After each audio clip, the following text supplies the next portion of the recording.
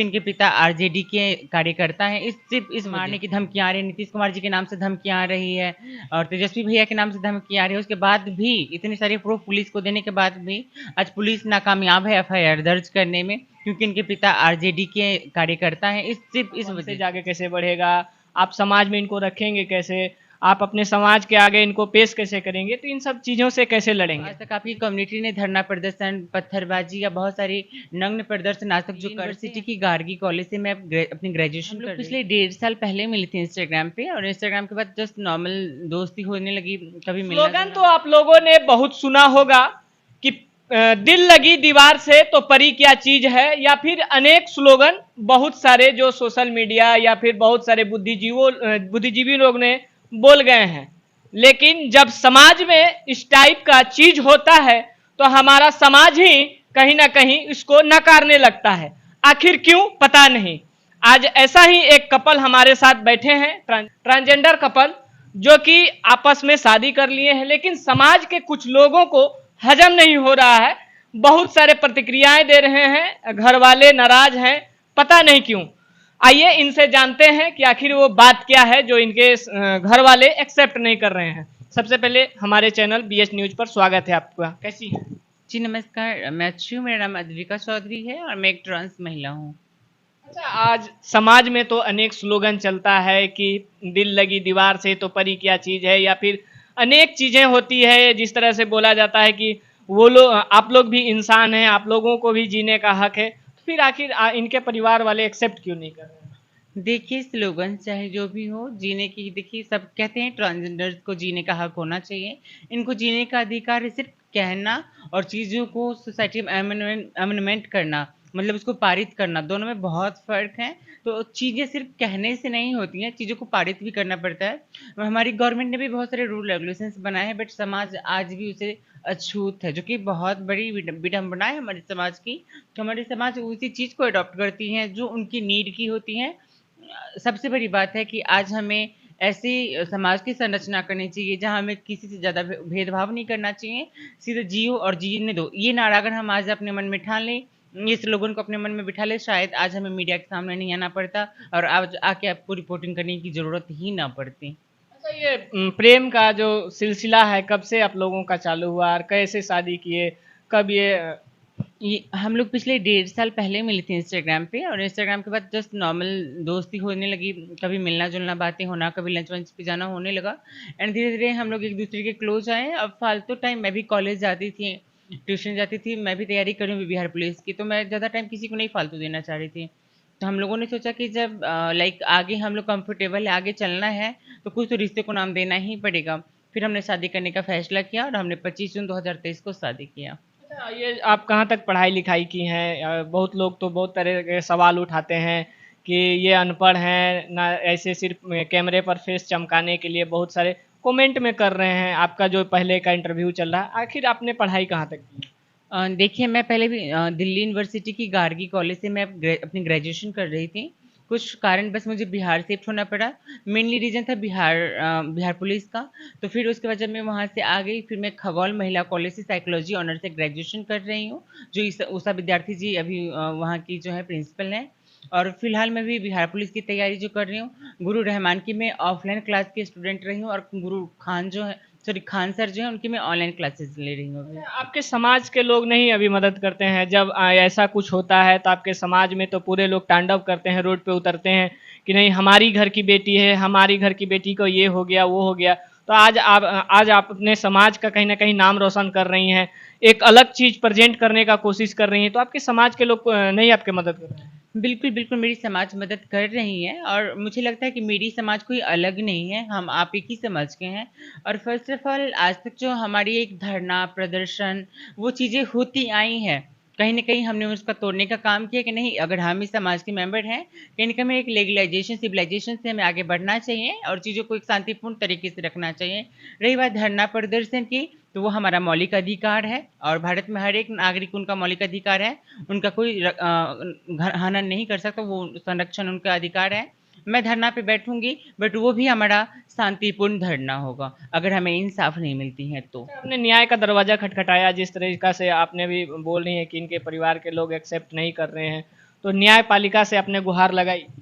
हाँ, हाँ, बिल्कुल, बिल्कुल, मेरी बहुत सारे लॉयर्स से भी बातें हुई हैं और मैं बिल्कुल आपने बोला जो आज तक आपकी कम्युनिटी ने धरना प्रदर्शन, पत्थरबाजी या बहुत सारे नग्न प्रदर्शन आज तक जो करते आए हैं, मैं उन बैरियरों को तोड़ते हुए मैं इस भारत की नागरिक हूँ और मैं एक एजुकेटेड पर्सन हूँ, मैं ट्रांसजेंडर हूँ, मेल-फीमेल मैं इसको बात नहीं कर रही, मैं एक एजुकेटेड पर्सन हूँ और मैं अपनी न्यायपालिका पे मुझे भरोसा है और मैं लीगली आना चाहूँगी। अगर जैसे कि आज हमारी पुलिस प्रशासन ने अभी तक एफआईआर दर्ज नहीं की है, मारने की धमकियाँ आ रही हैं, नीतीश कुमार जी के नाम से धमकियाँ आ रही है और तेजस्वी भैया के नाम से धमकियाँ आ रही है। उसके बाद भी इतने सारे प्रूफ पुलिस को देने के बाद भी आज पुलिस नाकामयाब है एफआईआर दर्ज करने में क्योंकि इनके पिता आरजेडी के कार्यकर्ता हैं इस सिर्फ इस वजह से। तो हम बिल्कुल जाएँगे, हम बिल्कुल अपनी न्यायपालिका का दरवाज़ा खटखटाएँगे क्योंकि लास्ट ऑप्शन हमारे पास वही बचती है और हम बिल्कुल जाएँगे। आपका ये प्रेम का सिलसिला कब चालू हुआ, कैसे चालू हुआ? देखिए 1.5 साल पहले हम इंस्टाग्राम से नॉर्मली एक दोस्त बने थे। तो ये दिल्ली से अपनी सर्जरी करा के आई थी। तो ये रेशमा प्रसाद के हॉस्टल में रहती थी। हॉस्टल में रहने के बाद जब हमने इंस्टाग्राम से चैटिंग वगैरह की, हमारी बातचीत एज़ ए नॉर्मल फ्रेंड के तरीके से हो रही थी। इनकी तबीयत ख़राब हो गई, तो तबीयत ख़राब होने के दौरान इन्होंने हमको बोला कि मेरी तबीयत ख़राब है, मुझे जाना है हॉस्पिटल। तो हमने हॉस्पिटल लेके गए इनको। उसके बाद हॉस्पिटल से निकली तो लंच पे हम लोग गए। लंच के बाद हम लोग मिल लंच किए। उसके बाद इन्होंने हमने पूछा कि आगे क्या करना है आपको? तो इन्होंने बोला कि मुझे पुलिस की वर्दी पहनी है, मेरा सपना है और एक ऐसा मुझे इंसान मिले जो पूरे समाज के बीच में हाथ पकड़ के मेरा साथ दे।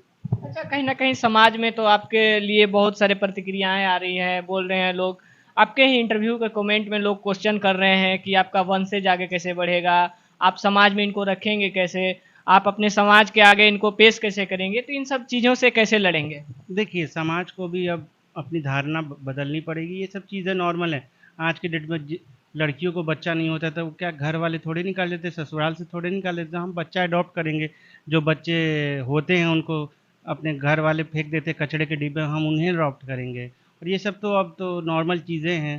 तो अब हम एक स्टेप बढ़े हैं, तो अब समाज को भी आना पड़ेगा आगे। अच्छा, आपके परिवार वाले क्या बोल रहे हैं? क्या प्रतिक्रियाएँ दे रहे हैं जो आप शादी कर लिए हैं? अपने आपके माता-पिता जी से बात होती है या नहीं होती है?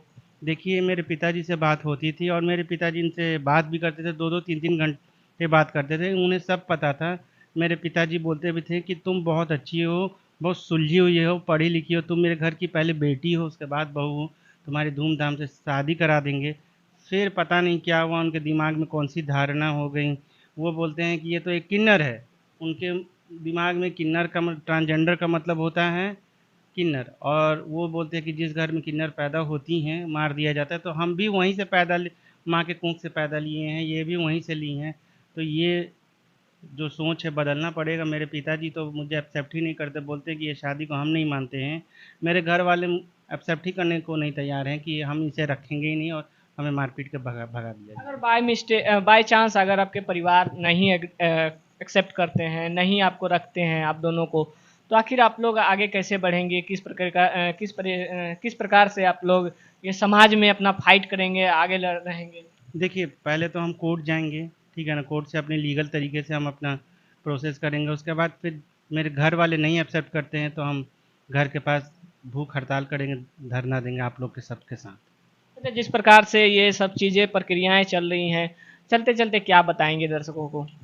मैं दर्शकों से बस इतना ही बताऊँगी कि सर मैं भी आप ही की समाज की अंग हूँ, आप भी मेरे ही समाज के अंग हैं और कहीं न कहीं मेल, फीमेल हो, ट्रांसजेंडर हो, कुत्ते हैं, बिल्ली कोई भी जानवर हो, कहीं न कहीं सब भगवान के दिए हुए तोहफ़ा एक उपहार है। तो हमें उस उपहार को अच्छे से स्वीकार करना चाहिए और समाज में जीने का अधिकार सबको है, समानता का अधिकार सबको है, सिर्फ़ मेरे साथ ही अन्याय क्यों? आज आपकी भी ज़रूरत है हमें, एक कदम आगे आप भी बढ़ें, एक कदम आगे हम भी बढ़ते हैं। आपके एक कदम से पता नहीं कितनों का घर बस जाएगा, कितनों को न्याय मिल जाएगा, कितने लोग रेड लाइट से ट्रेन से उठ के घर में आ जाएँगे, कितने अनाथ बच्चों को माँ-बाप मिल जाएँगे, कितने की एक अच्छी लाइफ़ मिल जाएगी सिर्फ़ आपकी एक कदम से। मैं हाथ जोड़ के रिक्वेस्ट करूँगी कि आज एक कदम मैं चली हूँ, आप हमारा सहयोग करें, एक कदम आप भी आगे चलें और जितने भी हमारे प्रशासन के लोग हैं, उनसे भी हम रिक्वेस्ट करेंगे कि अभी तक एफआईआर दर्ज नहीं हुई है, बार-बार धमकी आ रही है हत्या करने की, मेरी हत्या ही हो जाएगी तो आप रोड पे प्रदर्शन करके हमारे समाज के लोग या हमारी पूरी समाज या फिर सारे लॉयर्स ही क्या कर लेंगे जब मैं रहूँगी ही नहीं।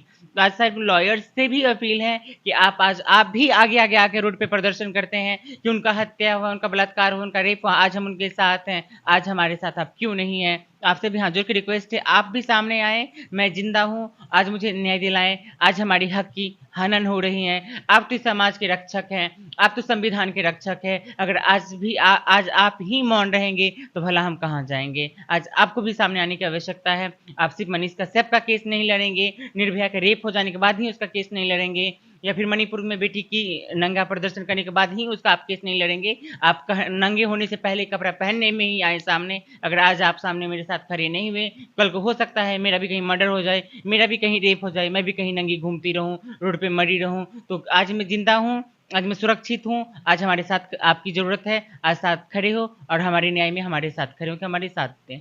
बहुत बहुत धन्यवाद। समाज से मेरा नम्र निवेदन है कि आप लोग तमाम प्रकार का प्रतिक्रियाएं देते हैं कि ये किन्नर समाज के लोग ऐसे करते हैं वैसे करते हैं, तो आप लोग अगर आगे आएंगे, इनको एक कदम आगे बढ़ाने का कोशिश करेंगे, तो कहीं ना कहीं जो हमारे समाज में बीतती है, जो हमारे समाज में देखने को मिलती है कि कुछ उस प्रकार से जो आपको मैं कैमरे पर बयान नहीं कर पाऊँ, तो वो चीज़ कहीं ना कहीं ख़त्म होगी। आप लोग इस वीडियो के बारे में क्या सोचते हैं, इनके बारे में क्या सोचते हैं, अपना राय कमेंट बॉक्स में ज़रूर दें। जो ये समाज के लिए आज किए हैं उनके बारे में अपना प्रतिक्रिया जरूर दें। मिलेंगे फिर किसी अच्छे खबर के साथ, तब तक के लिए जय हिंद।